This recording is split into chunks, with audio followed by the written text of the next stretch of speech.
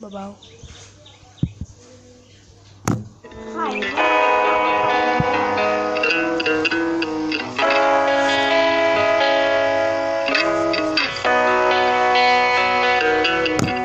ที่เห็นบนท้องประกายดังดวงดาว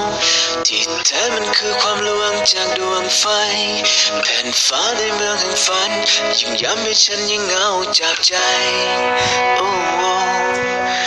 อยากพบดวงดาวจริงๆที่เต็มฟ้า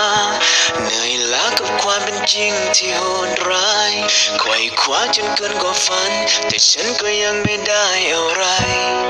โอ้คิดถึงไออุ่นคิดถึงกลิ่นดินตรงที่ฉันนั้นพลัดพรากมาไกลคิดถึงอ้อมกอดของเธอคนนั้นคนที่รู้ว่าฉันทำเพื่อใครร้อนแรงมาเนิ่นนานคิดถึงเธอขาดใจ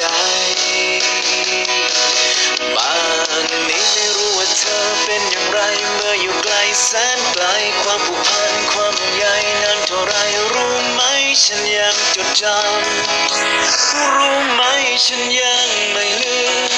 ตรงนี้ยังมืดมนยังเหน็บหนาวเหงาเหลือเกินมีคนเป็นล้านก็เท่านั้นใน